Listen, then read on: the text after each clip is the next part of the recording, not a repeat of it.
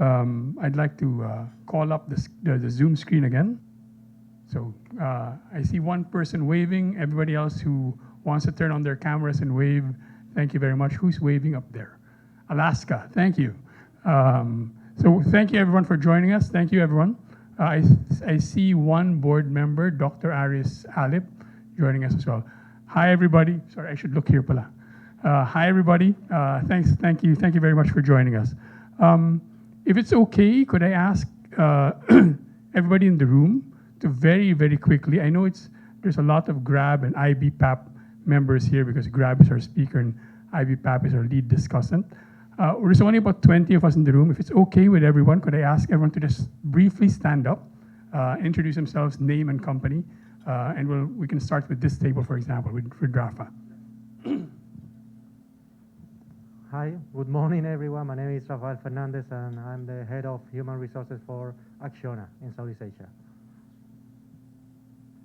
Good morning. I'm also from Acciona. I'm Macy Taiko, and I represent the business development. Good morning, everyone. My name is Mohit Garg, and we are a startup in the electric mobility space, Rish Electromobility. Glad to meet everyone.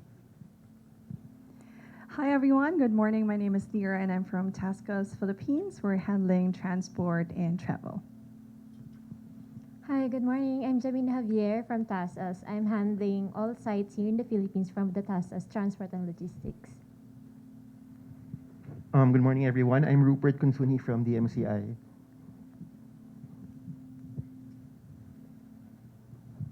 Morning, everyone. I'm Mariel. I'm from Grab for Business handling the inside sales. Morning, everyone. My name is Laz Vergara. I'm from Grab for Business, one of the key account managers. Good morning, everyone. I'm Paulina Petana, Key Account Manager from Grab for Business, handling financial sector. Good morning, Judith Imperial from the Lyceum of the Philippines University, Manila. Hi, good morning, everyone. I'm Violi Apolinario from 7-Eleven. Hi, good morning. My name is Anne. I'm from 7-Eleven, also Workforce Planning and Development. Hello guys, good morning. So I'm Ram De La Cruz, so handling from Grab for Business, so handling BPO. So good morning. Good morning everyone. I'm Henry Estipona. I am an independent Amway business owner and I'm also an independent freelance blogger. Thank you. Hello, good morning everyone. I'm Rayan Benitez. I'm the head of HR from Continental Global Business Services, Manila.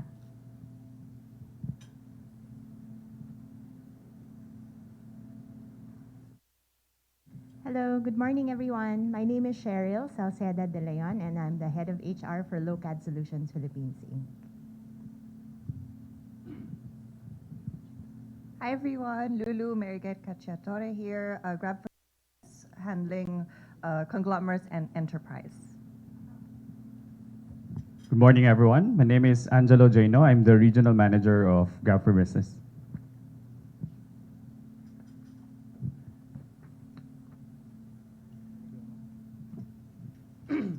Morning, everyone. My name is Zoe Diaz de Rivera from IBPAP with Talent Development. Thank you. Morning, everyone. Frankie Antolin from IT and Business Process Association of the Philippines. Hi, good morning, everyone. I'm Stephanie Chia. I'm from Grab for Business with the regional team. Specifically, I look after Grab Gifts, which is the Grab digital voucher business. Yeah, Amit will share more later. Hi everyone, good morning. My name is Tina Cordero. I'm part of Grab for Business, one of the key account managers handling conglomerate and enterprise. Hi, good morning. Amit Patel here. I look after the Grab for Business teams, I guess, in Cluster 1, and Cluster 1 for us is Singapore, Malaysia, and the Philippines. And I will share more with you about Grab Gifts later, so thank you, Stephanie. So Amit and Frankie are our speaker and lead discussant today. Again, thank you to the members who are joining us via Zoom. Please, for those of you who are on Zoom, please don't forget to put your first name and last name together with your company name in your display name so that we can identify you accordingly, especially when you ask questions later on. To open today's session, I'd like to call on Frankie Antolin. Executive Director for Talent Attraction and Development at the IT and Business Processing Association of the Philippines, IBPAP. Frank leads the talent strategy sector in IBPAP, including initiatives for industry awareness, career marketing, capability building, and workforce development to support the continued growth and competitiveness of the Philippine IT and business process management sector. IBPAP and MBC are very close partners. Their boss, Giorgio, and I talk a lot. There's a particular issue we're very concerned about these days, and that's taking up a lot of our time in all of our meetings with the government. But today we're talking about something else, and we're really looking forward to hearing a set piece from Frankie before she introduces Amit. Frankie. Frankie, would you prefer to stand up there or stand down here? Just stand here. Okay, that's fine. I'm gonna model after Sure. what you did. I do have a bit of a script. I thought you said you were going to model. Oh, no, not like that. But I think this is an intimate gathering, so it would be good to have a little bit maybe closer distance to the attendees for today. Good morning once again. I'm Frankie Antolin, Executive Director for Talent Attraction and Development at the IT and Business Process Association of the Philippines. A mouthful, so let me just take a breather. I have the wonderful opportunity to sort of set the conversation for today. And really one of the things that that's a hot topic for us in the industry is hybrid work, especially, since coming out of the pandemic.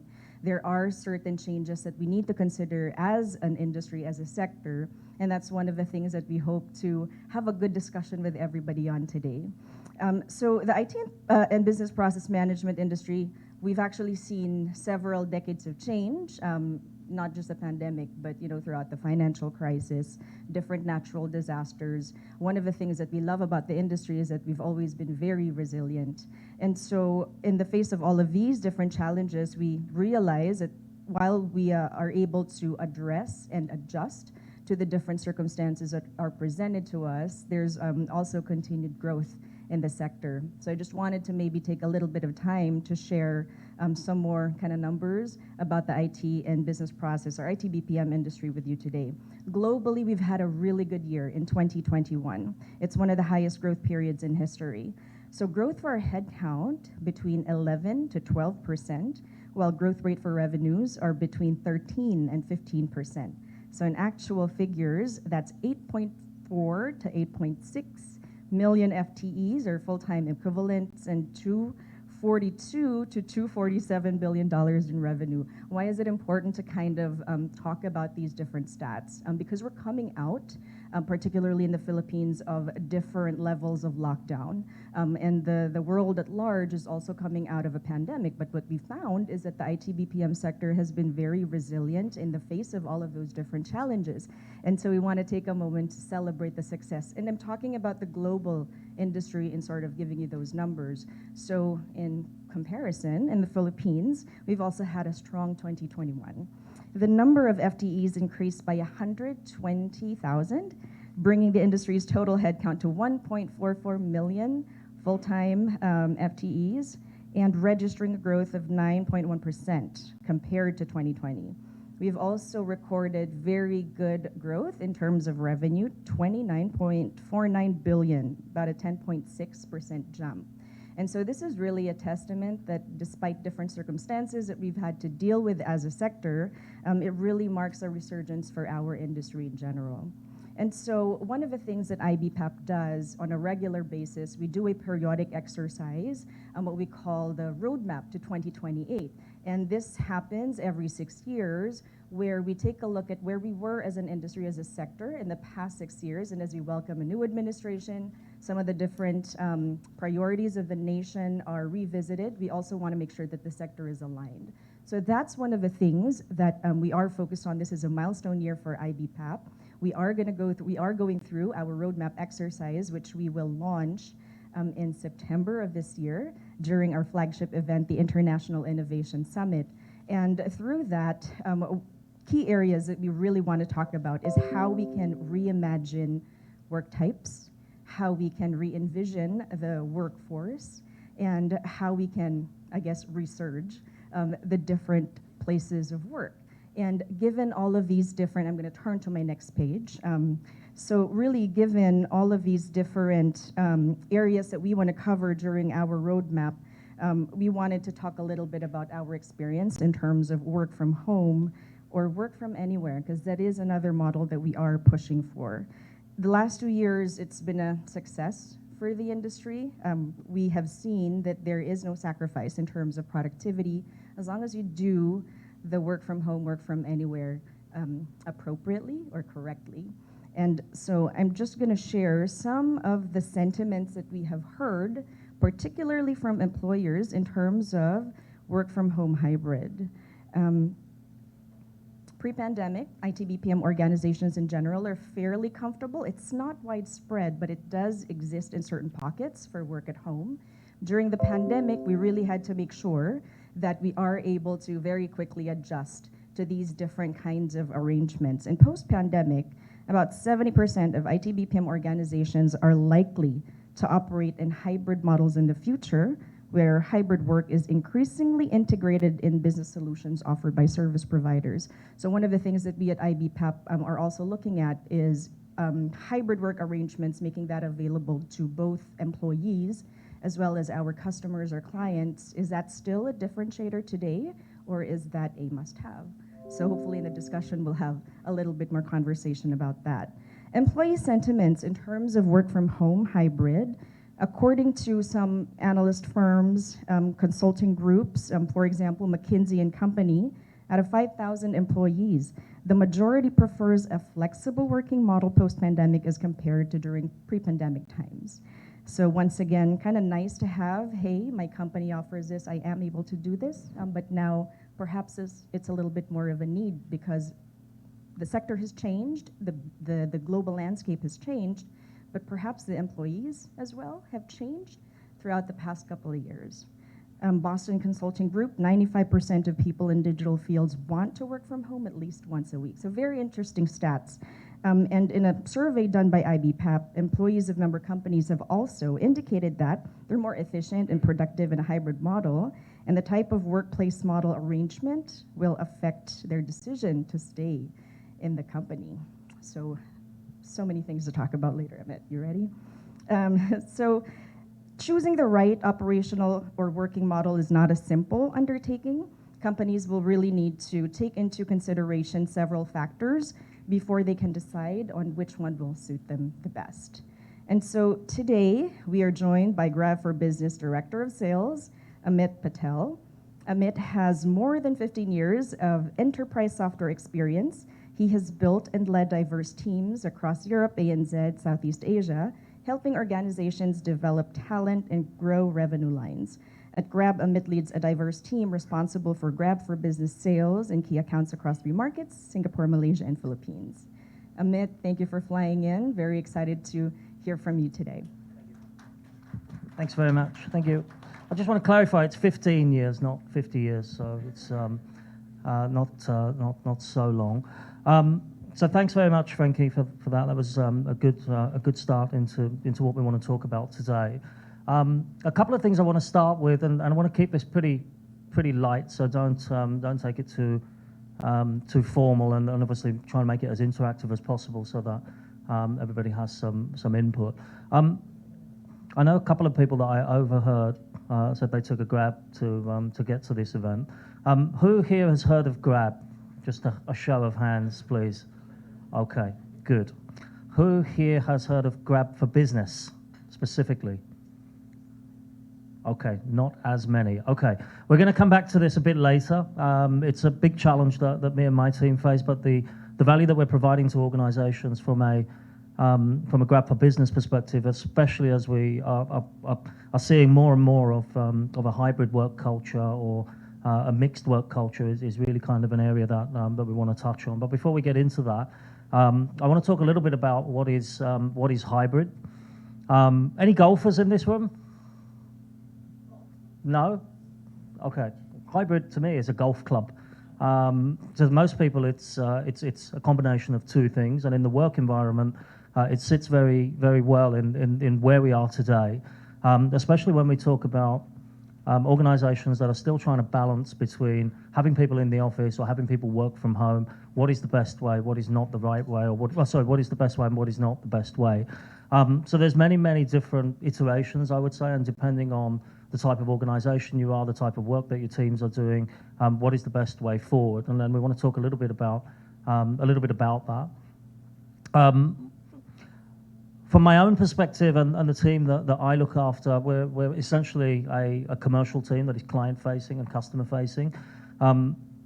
Internally, that team also needs to collaborate with multiple departments, marketing, product, finance, support, and to do that via video calls. It can be done. It obviously was done during the pandemic. It becomes quite difficult. One of the other challenges that I see personally is one of my passions is developing teams and developing young people. And how can you do that? I would say productively or in a way where you have new people come into the organization. How do you develop them if it's always remote? So one of the areas that we should think about is how do we then get the next generation of leaders? If all of the work is remote, it becomes more of a challenge for people to be able to do that in a hybrid way. One of the questions I was asked is what are we doing? I mean, quite honestly, personally, I feel that having a hybrid model is very loose in term, because you could say, okay, you come into the office 2 days a week and you work from home 3 days a week, but without a structure, it becomes quite difficult. Which 2 days does the employee come in and which 3 days do they stay at home? One of the things that we implemented, and we set some reasons. We obviously asked our employees which days they would prefer. Now, some said Monday, some said Tuesday, some said never. You've got to find the balance for that. You can't please everyone. So we took the majority and we had Monday, Tuesday, Friday. And the reason we've done that is that we want everyone that comes in, we want the teams to be together. There's no point being in a hybrid role, then coming to the office and then joining a Zoom call. You might as well just stay at home for the rest of your life, right? So we kind of added a bit of structure to that. I don't see that in every organization, and we talk to a lot of companies. They still haven't found the way to make this work, right? So they basically just say, you work from home a couple of days a week, and then you come into the office 2 days a week, or whatever it is. But they never have, or majority of the companies that I've spoken to haven't really got a structure, and they're still trying to find that. And I guess a lot of it is around fear. People are leaving their organizations just due to the way that their companies have set up. So we're seeing a lot of attrition in our customers. It becomes even more difficult to hire people now as well, because I guess it's an employees market, right? Because they're very picky, in terms of the type of organization they want to work for, where they work, how they work. It becomes very difficult. So attracting talent has been a big part of the way that organizations set up in terms of the way that they work. So it's quite an interesting area that we need to think about. Is hybrid here to stay in the post-pandemic world? I think so, because most people now are kind of used to getting up, having a shower, and then going to their kitchen table or worktop or office or wherever it is that they work. Not all people can do that. Generally, in our organization across Grab, we've seen, and I promise you, I'm not making these stats up, right? We've seen about 20% of people who have said that they will come to work every day, right? We saw about 20% of people said that actually they don't ever want to come back to the office. They would rather just work from home. And then the remainder were like, they don't mind coming into the office a few days a week or a couple of days a week and then working from home.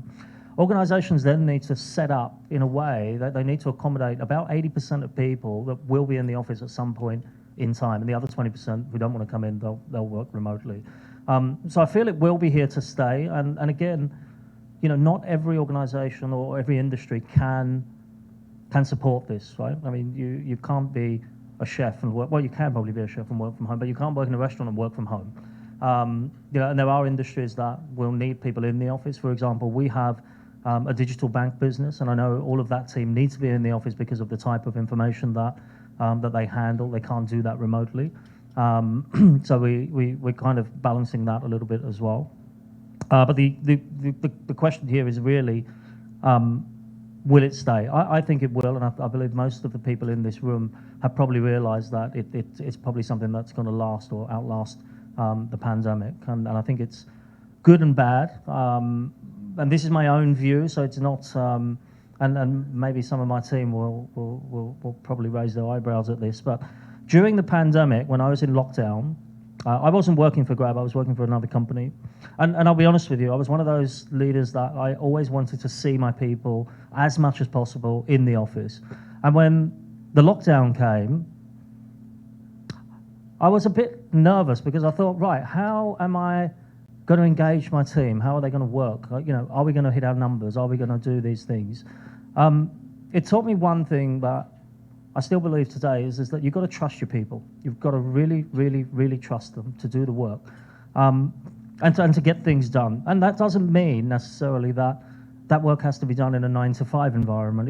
9-to-5 environment is just something that humans have created, right? Because literally I can say every day you start work at 10 o'clock, 11 o'clock, 12 o'clock, whenever you want, and it becomes a normality. And then I think the 9-to-5 became a normality for people, and now we need to look at ways that that is dispelled.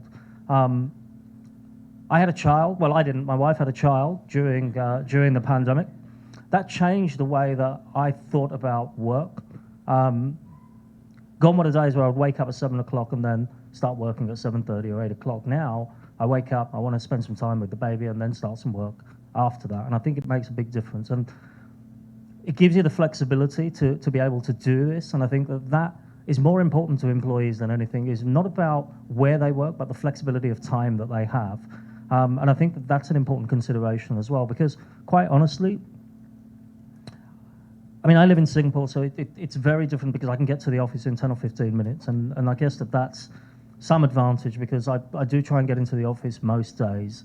Not necessarily at 9 o'clock or 10 o'clock. Usually if I have a meeting in the afternoon, I'll pop in for a couple of meetings and then I'll go back. But to be able to give employees the flexibility, I think, is something that we need to think about rather than just thinking of hybrid. So that's something else that we're doing. Literally, there's challenges, of course, right? So productivity is one, and by productivity, I mean during the lockdown, including myself, I had nothing to do except work. So I would literally get up and start working. I'd work 14 hours a day, sometimes 16 hours a day.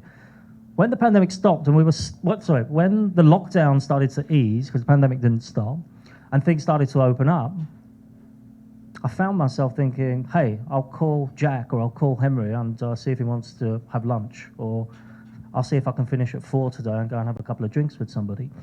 Then what is productivity then, right? We've got distractions. So we need to think about, from an employee perspective as well, right? It's how we set up productivity and how we measure and gauge that, because you can't expect people to be literally working 14 hours a day, 16 hours a day. We need to find a balance for them as well. Essentially, there's two things that, in the simplest way, in terms of looking at challenges, there's two things that I looked at with my old team and with the new team as well. What are you going to gain as an employer, and what are you potentially going to lose by having a hybrid environment? And there's lots of positives. There are some negatives as well, but it's important that you map these out and have a clear picture of what these are so that you're ready for what is coming. And from an employee perspective, what are they going to gain from a hybrid environment, and what are they potentially going to lose from the hybrid environment? And gains are easy, right? Some of the things that I talked about, the flexibility, being able to spend more time with your family, to be able to do the things that you want to do. What are they potentially going to lose? Honestly, I think it's really the collaboration, the ability to be with people day to day, and the speed at which they develop themselves. Because, I mean, I obviously was in the office whilst growing up and through all of my career, and I literally learned from people every day. And when you're not in the office every day, then I think you lose that ability a little bit. You can probably learn to be very good at Zoom or be very good at video calls and stuff if you're always working from home, but I think that development aspect is something that needs to be thought about from an employee perspective. And then the idea is can everybody work in a hybrid model? Obviously not, because we have 20% of people in Grab who said that they would literally want to come in to work every day. And I'll tell you a secret, the first few months of me joining Grab, my baby started to become, I think, about 8 or 9 months and became really, really noisy. So literally for me, and I didn't want to keep running out of the room and telling him to be quiet, because I think that's unfair on him. So I would just go into the office. So there are thousands of situations, right, where a hybrid environment may not work for everyone, so they may want to be in the office. But those, again, need to be on a case-by-case basis. I think the way to do this is talk to your employees, listen to what they're saying. There's all sorts of situations that people can be in that don't allow them to work from home, so you need to be prepared for that as well. So the idea is most people can, some people can't, but it's really kind of understanding what your employees want and what you feel that they're trying to tell you as well, because some of the situations that they're in can be quite difficult, that they don't want to talk about. So it's really kind of understanding that in a bit of detail as well.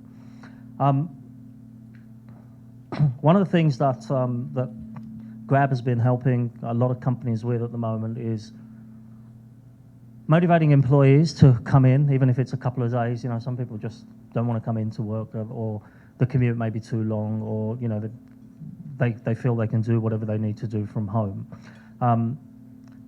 There's a huge challenge for employers at the moment in being able to get people back. We've got customers that are subsidizing lunch for all their employees. We've got customers who are paying for their employees to ride to and from work. We've got organizations that are literally doing whatever they can, right, to try and motivate employees to come back.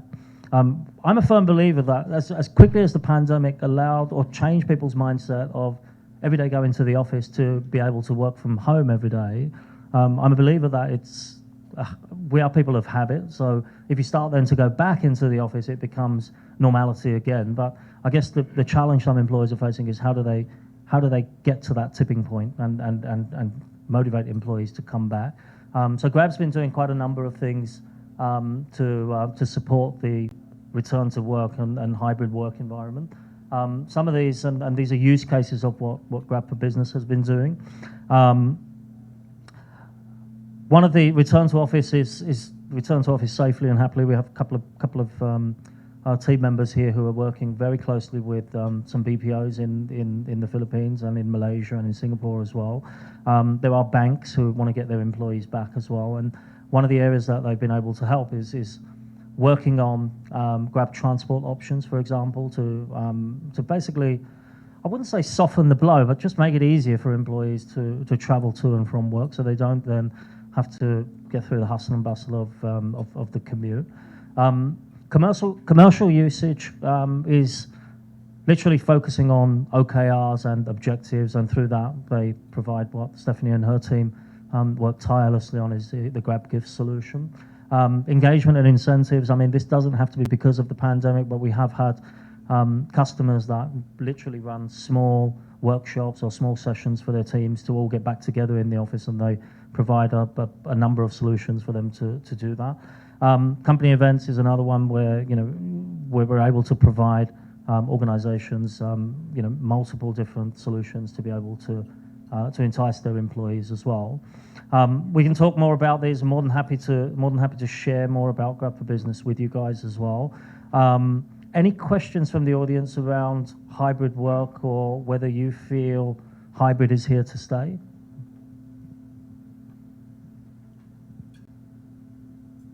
Have I bored everyone? Any questions online from anyone? Are you complete with the presentation? Yeah, thank okay. you. Please join me in thanking Amit for that presentation, and we're going to move on to Q&A now. Could I ask assistance with these chairs, please? All right, so I'll be reading a couple of questions that were sent in by our Zoom audience. First, from Arlita Narag of Chevron Holdings. So her question is, do you see a shift to the countryside, in brackets, outside NCR and other urban centers due to hybrid work? I can probably take this.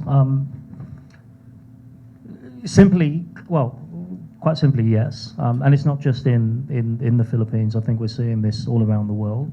I have a couple of friends actually who lived in Sydney for the longest time, and they sold their apartment and moved to Gold Coast, where they basically sold a small apartment in Sydney and then bought a big place in the Gold Coast where they had a lot more land and garden, etc.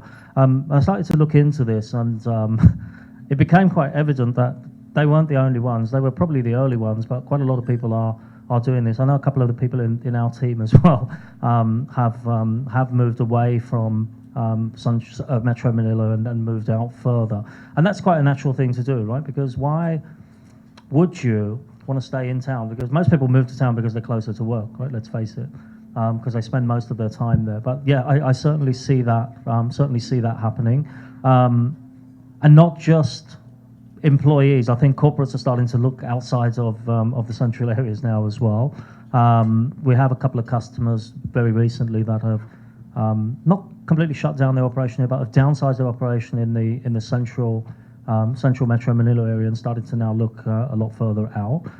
So yes, I do feel that that will be the case, and that won't just be the case here in the Philippines, but it's a case globally that is already happening. It's bad news if you live in those outskirt areas, because property prices obviously will increase, and then what you find is people will just start shifting further and further. I mean, I come from London. I was born in London, and I lived on the outskirts of London, and even before the pandemic, people tend to shift out and out and out, and then it's a natural thing to happen, and I think the pandemic will just accelerate that further.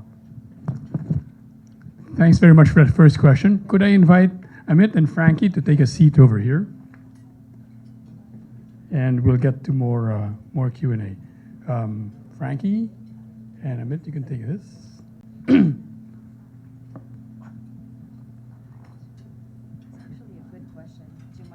No, please, go ahead. Do we have a third mic? Yeah, just to add to what Amit said, honestly, that is an aspiration for the IT/BPM sector, which is to really move out into the countryside a lot more. I think currently we've got about 30% of our headcount that is sitting in the countryside, and we want to look for different ways that we can expand that a lot more. It's not really just about decongesting, but we want to be able to bring the sector to almost like create more hubs, more IT/BPM digital hubs across the country. So that's certainly one of the priorities we have, which is to move and expand into the countryside. So we have attendees on Zoom, and we have attendees here in the room. For those who are in the room, if you have a question, please raise your hand, or I was told there was going to be mics in the center, but is there one? But yeah, so just raise your hand, and one of my colleagues will assist you with the mic. And those who are on Zoom, if you have a question, please raise your hand there or type it, and one of my colleagues will notify us here that you have a question. And I think I'll be able to call on you, and you'll be able to talk to us through the speakers here to ask your question. If that's too difficult, I think we can ask the question for you, but we'd love to hear your voice as well. So could I ask the members of the audience here if they have a question before we go to more questions from the Zoom room? If they have a question about our topic today, or if they just have a problem that they're looking for a solution to when it comes to managing the hybrid workforce, both when it comes to the transport issues and other issues, just getting people back into the office or working effectively in this kind of hybrid or flexible situation that we're all in now. Anybody from the audience? Yes, I think we have an entrepreneur here who's joining us today. You can use my mic.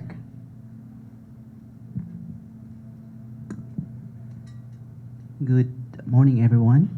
My question is from the perspective of a public government employees, something like that. To Ms. Antolin, yes.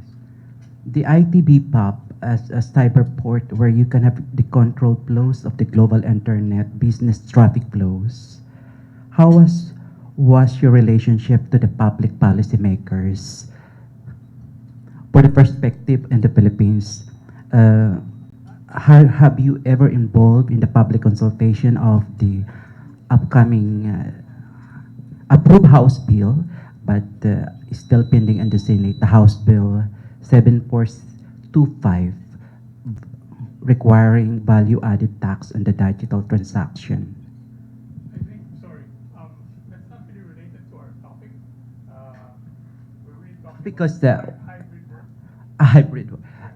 I am with the topic of interglobal business. Maybe we can ask that later on. Later on. Unless this is a topic that you're comfortable with. We can probably really just a general response to that, because one of the priorities that we have within IBPAP is really policy shaping. So there are several areas, several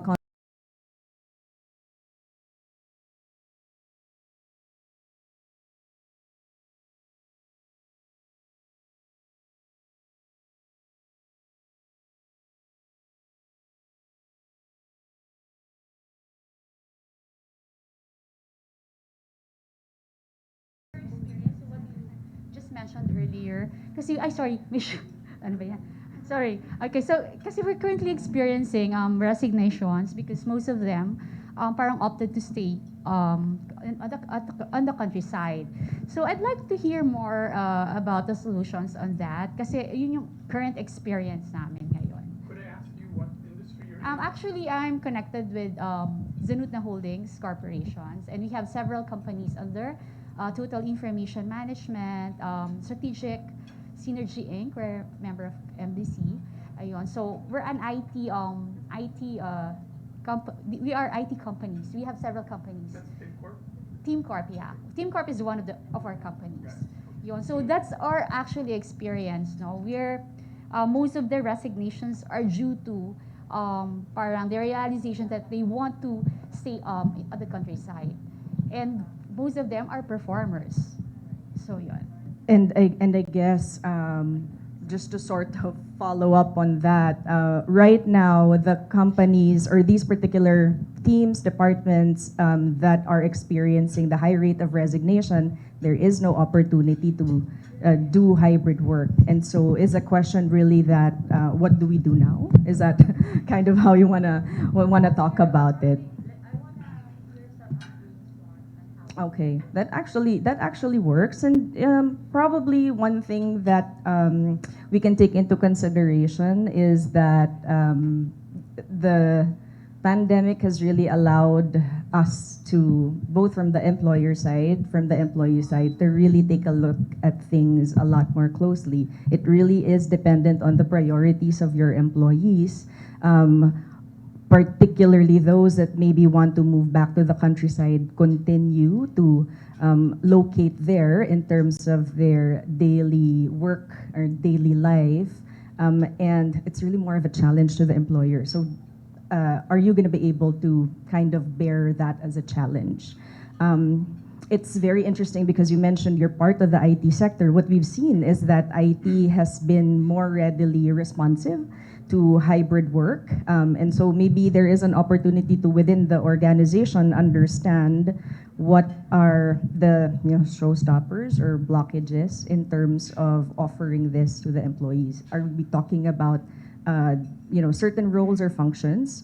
I think that's one of the exercises that Amit has shared earlier. Take a look at the different roles that can be moved to remote or hybrid, because there's no one size fits all. But we need to be we need to kind of accept it, I suppose, as part of the employer group, as leaders of the business, that we really have to listen a lot more closely to the employees. Because in the past, I think we were more, I guess, attitude as consumers of talent, consumers of people.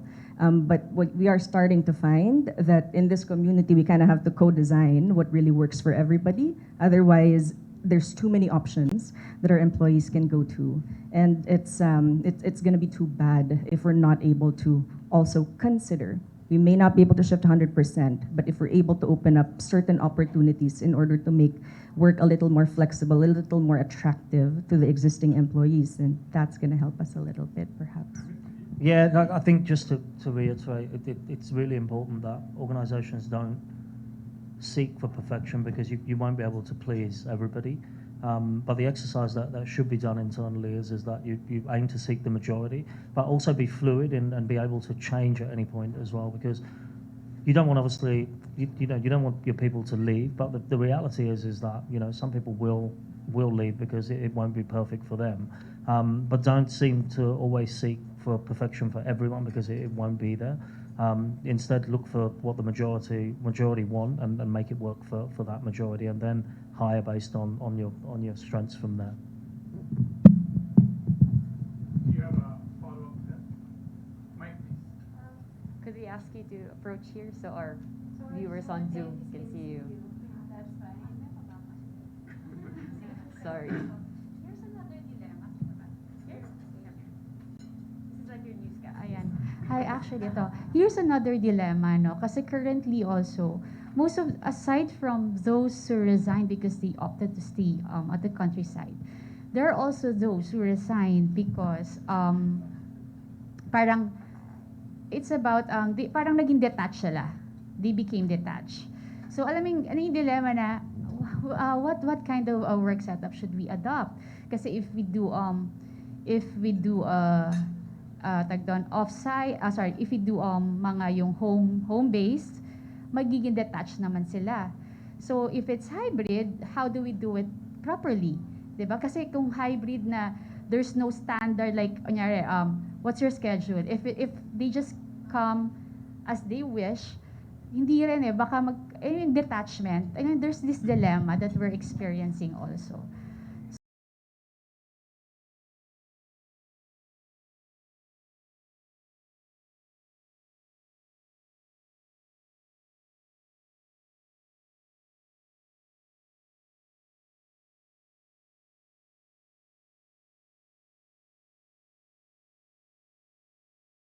From other employees. So ang hirap, alam niyo yan, ang hirap kasi we're a technology company. We don't want to be we don't want to be behind the technology 'di ba, competition. So yun yung mga dilemma that we're experiencing. Before I turn back to Frankie, could I ask for a show of hands and maybe on Zoom, Bettina, my colleague, you can tell me how many raise their hand. How many of you are experiencing similar or the same kind of problem? On Zoom, can you also raise your hand? Bettina, if you're there, can you tell me how many people are raising their hand? Can Bettina hear me? Yeah, she can hear you. Only two are raising their hand. Frankie and Amit. That's one of the biggest things on the board right now in terms of once again too many options, priorities in terms of just staying put. I guess the difference is between the start of the lockdown, we needed to do it. Otherwise, there would be grave consequences, right? But now that we're opening up, we realize that the transition, sort of reintegration program is something that we probably need to consider for our employees. Maybe for some, they just need a little bit more time. For others, they've been waiting for this for the last couple of years, and for others, they really don't want to consider it at all. But it's really maybe being conscious that we need to go at it in different phases. That's also one of the best practices that we have seen in our other companies. And whereas others were very specific about their requirements at the start, we see a bit of a change.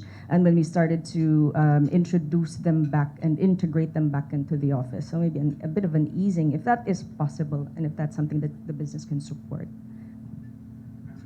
I guess, it really, again, it really depends on the type of work that they're doing. My own personal view on this is that if it doesn't affect the OKRs or what your key objectives are, what you're setting or what employees are setting out to achieve, an overall objective of the company, if it doesn't affect any customer operation or have any adverse effect on customers, and it doesn't interfere with other things that you want to achieve in work, then it shouldn't really matter, right? Whether they are in the office or not in the office, whether they start at 8 a.m., 9 p.m., 10 a.m., whatever time that they start. I think that really needs to be a level that you find with employees. So for your specific case, if the mandate is everybody come back to the office, the question you've got to ask yourself is why are we doing this? And can it be done another way? Because you certainly will probably face some attrition if you're not already facing it now. Either that or people who don't want to leave will come into the office but begrudgingly, right? And they'll be unhappy employees. And unhappy employees, you can basically, you can look at an unhappy employee's face and then it spreads to 10 other people and then you've got an even bigger problem. So do think about, the type of work that they're doing, whether it can be managed in a remote way, and think about it that way. But to mandate it, I mean, I don't run your company, right? So I can't say don't mandate it, but it's quite an interesting stance from my perspective. Did you have a follow-up? Wait, before you go back, could I ask if somebody has a similar question or similar input? Yeah, could you go to the mic, introduce yourself, and share that? Hi, I'm Marge from Vesta Shared Services. So, we can do the work at home 100%, right? We actually did that during the pandemic. So now we're mandating our employees back to work. So similar to your challenges, the same we are experiencing. But initially, it's a RARA return to office program. Really, grab food. We have food in the office. Initially, we have shuttle service. We had to take it out because it's very expensive. A lot of events like the Pride Month, we did it in the office. Women's, Women's Month also in the office. A lot of those, and we're trying to RARA also the team building face to face.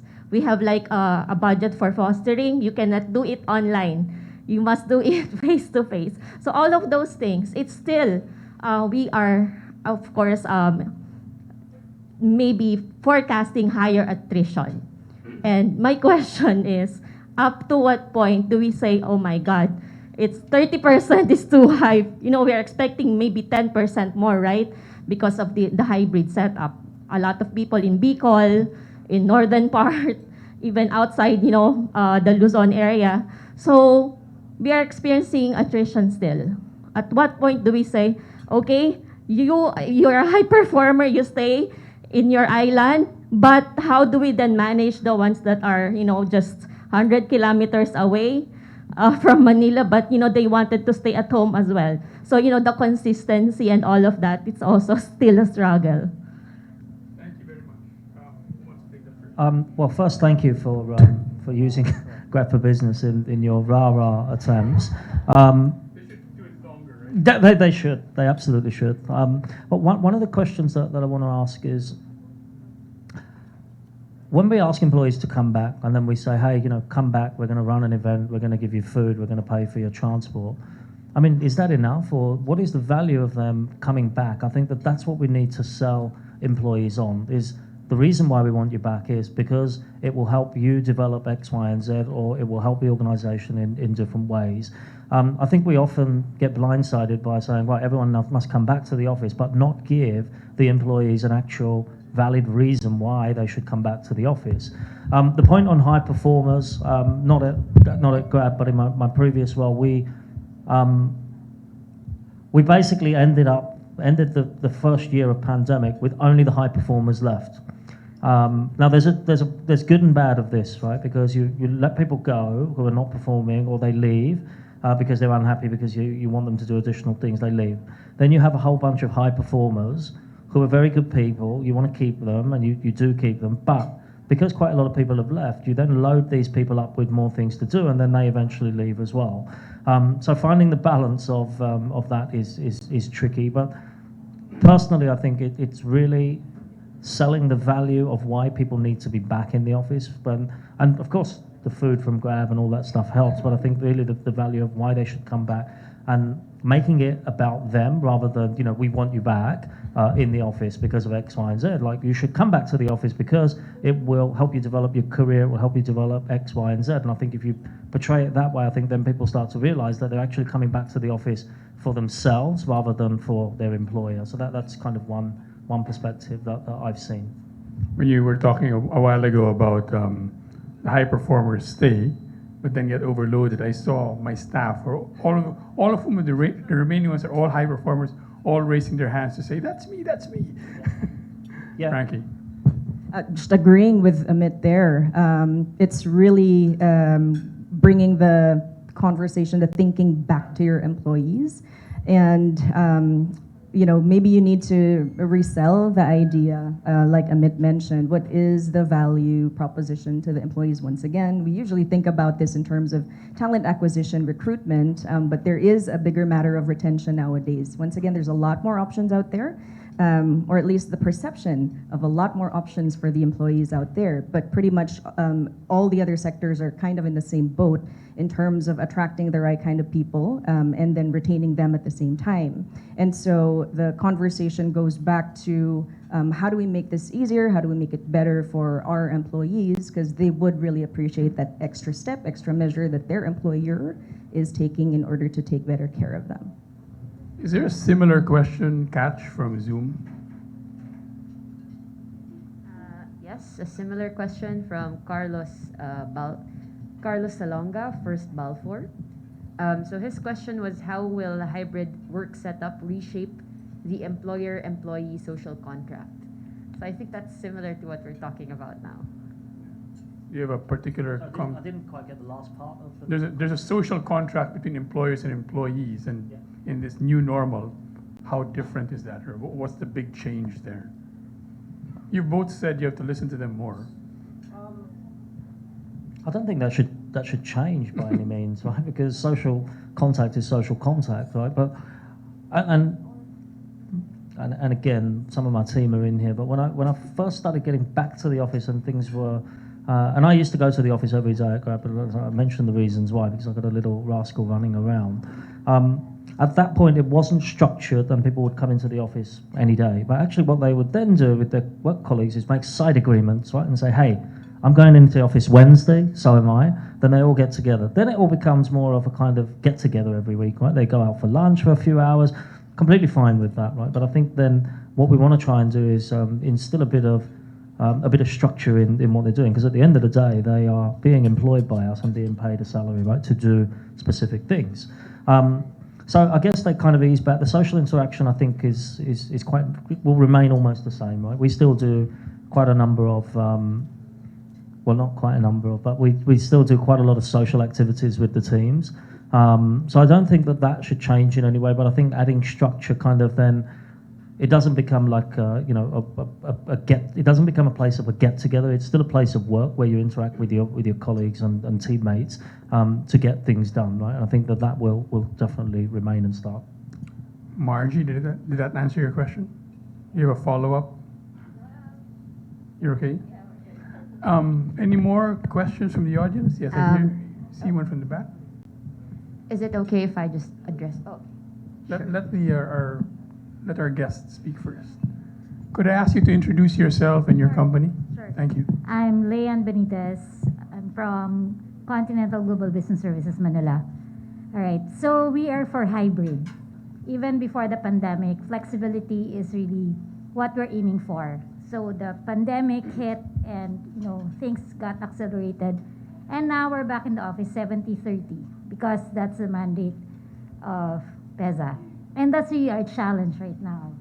So we're willing to go hybrid, we're willing to experiment because it's not gonna be 100% work from home because of the detachment or the connection issue. It's easy to talk to a monitor, but it doesn't replace the connection when you see people, right? Talk to them. So that's really why we want to go hybrid. So I guess I would want to, for IBPAP to share the challenge that we face as PEZA locators, even though we want to go hybrid, even beyond the pandemic, it's just really the regulations right now that is restricting us. So that's really our pain point at this moment, at this juncture, because we're losing people because of that kind of arrangement and restriction that is imposed to us right now. So how do we hurdle that? What are we doing right now so that we can look forward to really, a hybrid work arrangement? Thanks very much for that question. I wish I could, bring out a magic wand and just say, okay, we're going to do hybrid. But that has been one of the things that we have been pushing for. IBPAP, together with our partner associations, we actually are looking at something a little bit more permanent. So that was something that we had brought up as a proposal, and that's really looking at our competitors across the region, across the globe, who are considering more permanent hybrid work from home, work from anywhere types of options. We want to ensure that the country remains a lot more competitive in that respect. And it's an ongoing conversation. The feedback such as this is going to be helpful in terms of making the case. We are very happy that we have our friends in PEZA, our friends in the government who are really working closely with us and listening to these different examples that we share, to the different scenarios that we are proposing, but we don't really have a magic wand. So, but what we have is the community. So as long as we get to hear from you and we get to hear what the particular impact is in terms of your business, then we can, be that voice and talk to our government partners about the situation. Thanks very much. Catch. Hi, Coco. Could you call on Ms. Nerissa Burba of Security Bank? She has her hand raised in the Zoom chat. Nerissa, could you, can you talk and let's see if we can hear you? Nerissa? Can you hear me? Vaguely. Can you speak louder? Right. Can you hear me now? We can hear you now. Could you introduce yourself and your company and then ask your question? Okay, sure. Thank you. So I'm Nerissa Burba. I head the Human Capital Management of Security Bank. So Security Bank has been in existence for 71 years in the Philippines, and we employ around 7,000 employees. So we've decided this year, as early as April of this year, to go hybrid. But what we're doing differently is that we're not mandating employees to come to the office on certain days of the week. What we've done was we've experimented, and we did say that we wanted at least all the heads to at least meet with their direct reports twice a month, and that any meetings prior to that should be more purposeful. So it's not really just asking and wanting to see people in the office twice or thrice a week, because we have seen that people have been productive working from home. But at the same time, what we also did differently was that we really trained up our people managers, really for them to be more inclusive, out there to really connect with their employees, because that is one of the things that we felt we wanted to improve on in relation to the culture that we wanted to build. So we are going to pulse again. In fact, this month, we will be pulsing our employees to see how that's working and how that's not working for them, so that we could also pivot along the way. Perhaps my question is really, because our decision is not to mandate, as opposed to, I think, seeing people go hybrid, but on certain days they request people to come to the office. What are your thoughts around that? Have you seen other organizations providing radical flexibility to their employees to a point where there's really no mandate as to when you will come to the office or not? Thank you. Yeah, thank you. Thanks. That's it is a very interesting question, and actually timely as well, because not last week, the week before, I was with the team in Malaysia, and I met with the managing director for GSK in Malaysia. Now, one of the things that they've done during the pandemic, they had, I think, 58,000 square feet of office space, and they've reduced that to 5,000 square feet. And what they basically told me, or what they had planned, and they're not the only ones, quite a number of organizations have done this, they've recognized that an employee's primary place of work is home. Their secondary place of work is the office, where they go to kind of just hang out, right? But what they want is, they don't want the office to be a place to hang out. So what they've done, they've partnered with third-party spaces, and those spaces don't have to be a WeWork, because it's basically an office again. What you can do is partner with cafes, restaurants, etc., where your employees can go to collaborate and be with each other. So it becomes almost a third place of work, but it becomes a non-office. It's not an office, and it's not your home office. it becomes a third place. So we are seeing instances of this. There are some organisations that say, oh, we've downsized our space, but now we're working with WeWork. I don't see the point in that, because you might as well just keep your space because it's still an office. What I'm talking about is a third place where you get your employees to go and meet and collaborate. So it's not home or it's not an office. It's a neutral space where they can go and be themselves and be free. And whether you meet your managers there or your leaders there, it doesn't matter. Most of the time you're meeting with your peers and your colleagues to interact. An interesting way to think about that as well. So it is something that, like I say, with GSK in Malaysia, they're certainly doing that, but we're seeing multiple examples of this happening now as well. And literally, these types of organizations 100% trust their employees, but it also then,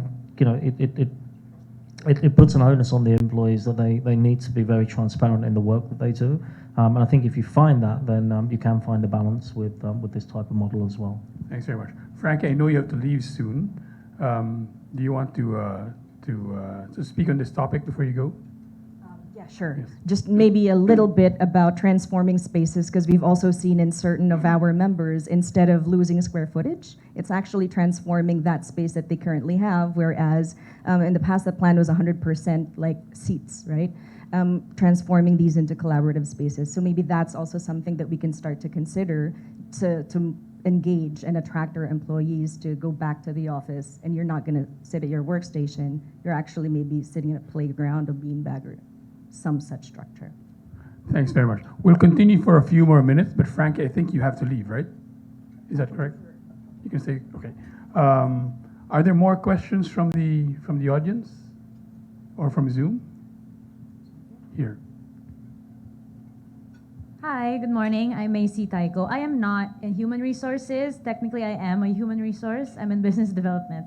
My question really is, you touched a little bit on salary earlier. And I was kind of curious, now that you're moving more into like a hybrid setup, were there readjustments or realignments in allowances or salary that you guys had to do for people to make it really like a comfortable space to work at home, to have that space, internet, whatever it is, just specifically for your companies? Yeah. Could I ask Amit first and then Frankie?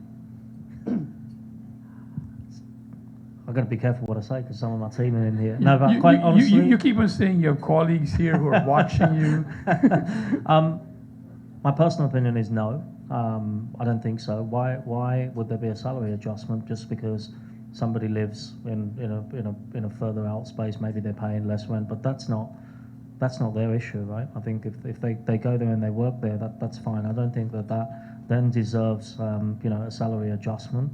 I mean, they could argue that they're making the sacrifice going elsewhere to go and work. Of course, it's more peaceful for them, etc., etc. But personal opinion is no. Organizations that do this should be prepared to lose those people as well, because if somebody said to me, you work here and now you're going to go and move somewhere else, but if you move there, we're going to pay you less. I wouldn't be very accommodating to that. So I would move myself to another company. Very interesting. Frankie, in the BPO industry, I guess Yeah. there are standard, or there are a menu of things that the different companies there do. Could you possibly share some of those that, I mean, I think all of you know what you are all doing. Some of those examples that might be helpful to non-BPO companies. I think first of all, like total rewards, right? Not really just specific to salary, and sort of adjusting that. In terms of these compensation, these benefits in general, we've had to be very creative, especially since it's a very fierce market out there. So whereas before a lot of the focus was on, transportation allowance, that kind of had to be shifted into maybe your digital content, more of your internet, some subsidy in terms of power, and maybe some benefits, trinkets, widgets that you can use when you're setting up your work office. So really more on the creative side in terms of, if you had this big pie and now we are moving into a different kind of new world order in terms of hybrid work, then how do you kind of shift some of those pieces if there really is no room to increase like the overall amount? Could you give Could you give me an example of these widgets that you're talking about? Oh, like your, what do you call that? Your ring lights. You've got your laptop stands. Other people have got those soft boxes so that they can, really, be seen when they are in video conferences. So those are some of the sort of incentives or types of gadgets that you want your employees to have, especially if you're doing a lot of, say, client-facing types of interactions. Thanks. Any more questions or other approaches like Frankie and Amit and some of our audience members have shared? Do you have any suggestions about what companies can do or you're doing in this area? Yes, please. Is this a question or a suggestion? Good, please.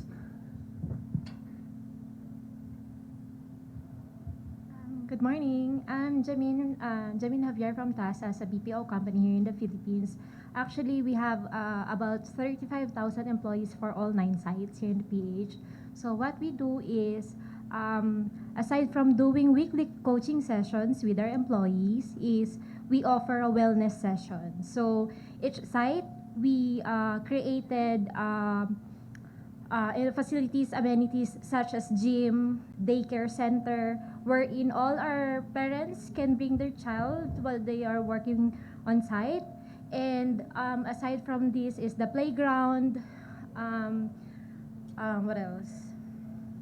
And also, our president is also encouraging everyone to mandate no meetings on a Friday, so we were able to balance our time and manage from Mondays to Thursday, do our deliverables, and as much as possible is to go on time, go back to their houses on time. And aside from providing all the needs, shuttle service, free food on site, and even care packages, not just for the employees, but also for their families as well. So a lot of our employees got tested positive. However, we tried to at least connect with the family members as well, not just to the employees. So that's the best approach of the task as currently we have right now to offer. Thank you. Wow. Yes, go ahead. Hands up if you want to work at TaskUs.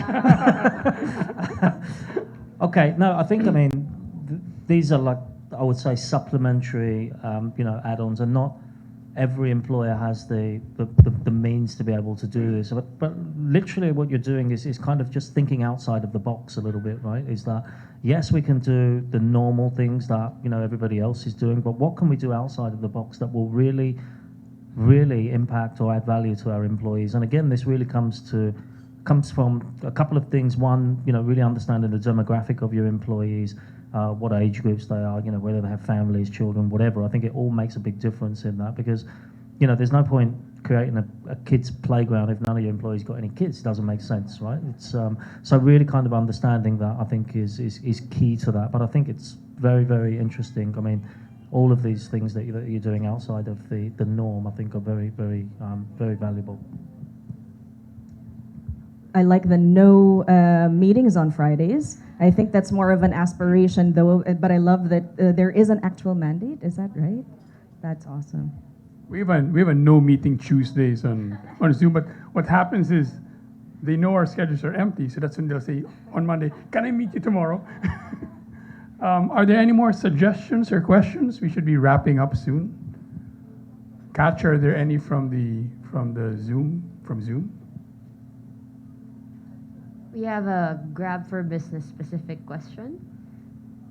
Okay. So this person was asking or was saying that the individual bookings of Grab are quite expensive. So I was about to say you can't ask about prices. Sorry, we've run out of time, right? Go ahead, So they were wondering if for Grab for Business there was a way to kind of bundle that together and to overall get a lower amount for their employees. So the person asking this is Rosa Manalo from Webcast Technologies. Thanks very much. Did you want to address that, and then maybe we could turn to one of your colleagues? Look, I think, in general, yes, there are specific things that we do with organizations that are using Grab for Business from a corporate perspective. Now, it's important to understand Grab for Business is not about, corporates getting cheaper rides, right? It's not about the value that we provide is all in the back end of the solution, whereby you can set policies, save thousands of hours of time, not just from administrative perspective, but also from your employee claims perspective. We do have some companies actually that we provide rebate schemes on. Now, this works in different ways. It usually is on a minimum spend per month or per quarter. But we'll take the name of the person who asked the question. I'm more than happy to reach out. And likewise, if you guys have questions about how Grab can support you or Grab for Business can support you further, reach out to myself, reach out to my team. We're more than happy to come in and spend some time with you, because literally one of the solutions that we provide is not really about getting cheaper rides or getting money off the rides. I think it's more about the actual time we give back to your employees from an administrative perspective, time saved, and then putting that time back into all of the things that you're talking about, right? How do you build a playground? How do you keep employees more engaged? You spend that time doing that rather than filling out expense claims or filling out transport claims or whatever they are. So I'm more than happy to take questions, and my team will be more than happy to meet with you guys locally as well. Thanks very much. I mean, we don't usually sell products and services in an MBC event, but I think everyone's looking for solutions. So I'd like to call actually one of the locally based, I don't know if it's Stephanie, or to just maybe run through a list of the kinds of solutions or services that you have, so that the people in the room and the people on Zoom can get an idea, and they'll know that they can reach out to you. If you could take the mic there and maybe just run through a list and give a short description, if that's okay. I heard some of them earlier on, and I was interested. And Stephanie is completely unprepared for this, so I'm really excited. I'm so excited. That's because we don't usually do this, but I think everybody's looking for solutions. So Stephanie, I'm sorry you're on the spot. It's okay. You picked the right person. So I've been with Grab for 6 years now. So things just come out from my head, and I can easily share that with you. So I mean, I was explaining to Frankie earlier, right? The easiest way to look at what Grab for Business does for companies is this. So the services that you're familiar with are our core services: transport, food, express, which is essentially deliveries, right? And Mart. These are our core services. And Grab for Business is the horizontal layer on top of it. We provide you a tech solution to manage all these services that are consumed by your employees. So I mean, that's the easiest way to think about Grab for Business. So, exactly what Amit said. It's not, we're here to sort of make life easier for you and your employees to consume Grab services on a daily basis and not have to worry about, putting up expenses on a monthly basis and wasting time on it, right? So obviously I'm simplifying things, but essentially that's the value of Grab for Business. But on top of that, there are a lot of other core services that we have that obviously we don't talk so much about.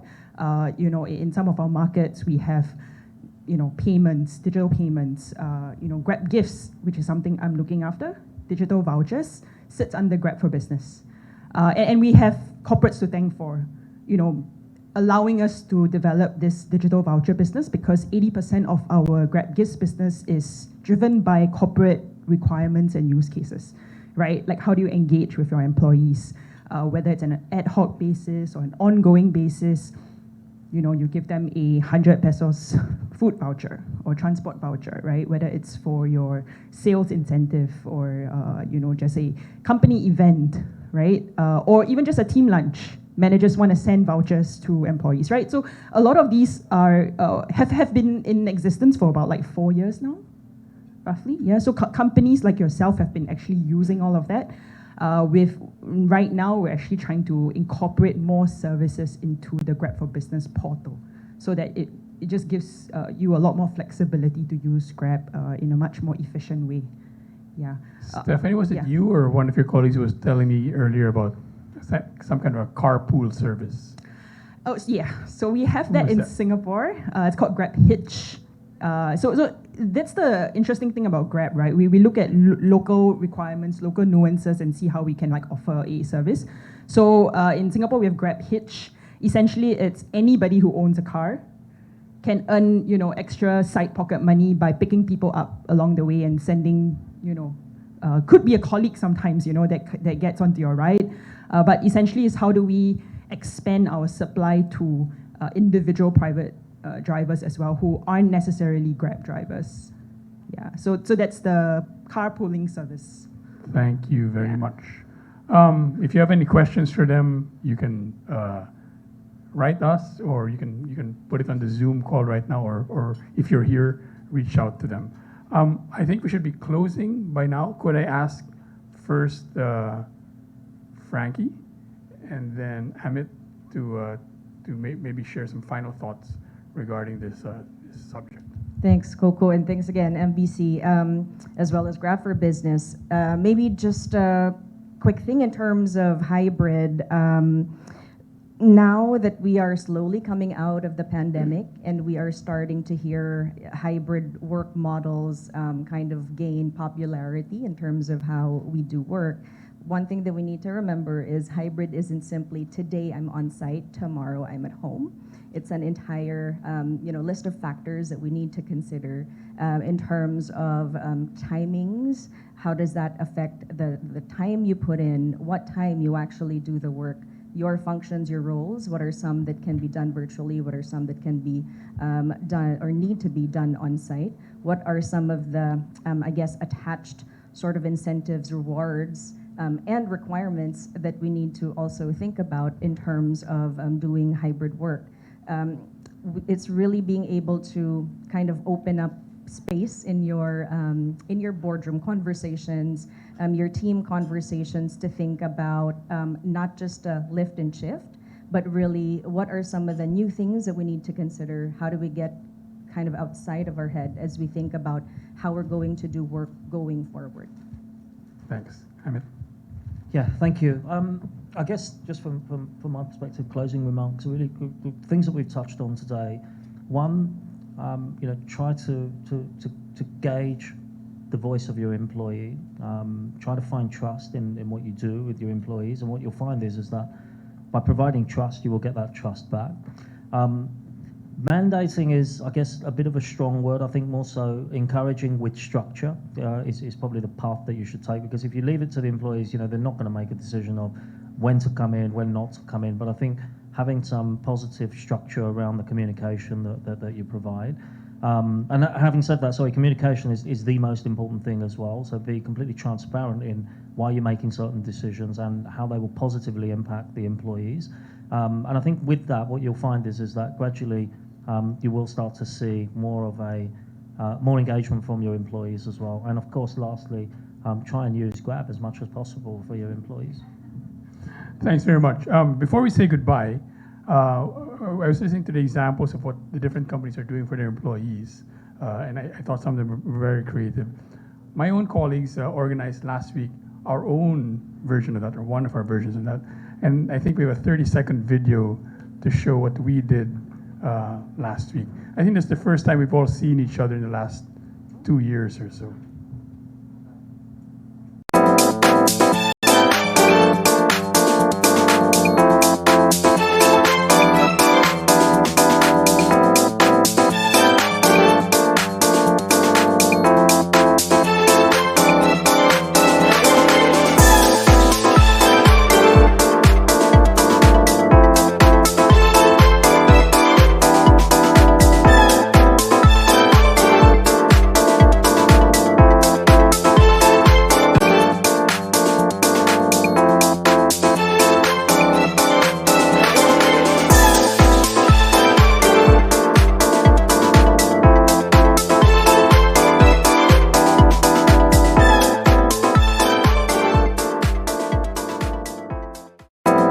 Ways to do this. That is our attempt. I think we try to do it every 2 months or so. I think it's getting more and more creative as it goes along. I'd like to thank everybody here for joining us today. Frank, I know you're supposed to leave soon. Could I ask everybody, whether you're on Zoom or you're on your tables, there's a QR code for feedback. If you could fill that up, please, we'd really appreciate it. We're also going to do a photo. Could you tell me, guys, how to do it? Because I'm not sure what's the sequence.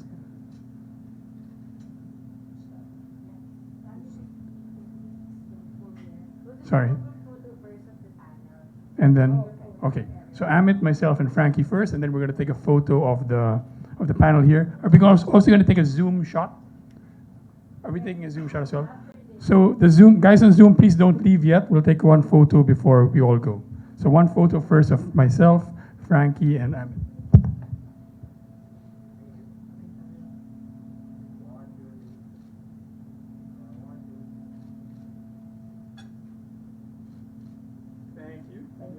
Thanks very much. Amit, thank you very much. Frankie, thank you so much. Could we take a photo of the room and then we'll take a photo of Zoom? Is that correct? What do we want them to do? Stand up, sit down, what? Okay.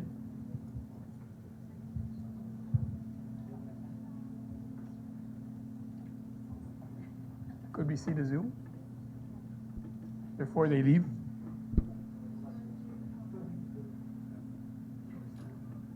While we're taking the shot here, could we ask everybody who's on Zoom, who's willing, to please turn on your cameras or your videos? And I'm going to count 1, 2, 3, and if you could smile then or wave or smile and wave. I'm seeing a few more cameras go on, a few more seconds. Okay, I'm going to count 1, 2, 3, and when I hit 3, I'm going to do that several times. Please smile or wave. 1, 2, 3. 1, 2, and 3. And 1, 2, and 3. Is that good enough, Michelle? Okay. Everybody for joining us today, thank you so much. Everyone who's from Zoom, please enjoy your lunch. Everyone who's here in the room with us today, thank you very much for joining this. We have the room for, I think, until noon. Please feel free to reach out to the Grab people or to the other colleagues here, especially from the HR department. Maybe you can exchange some notes on that. Once again, thanks for joining us. Thank you for Grab. Thank you for Grab for this partnership.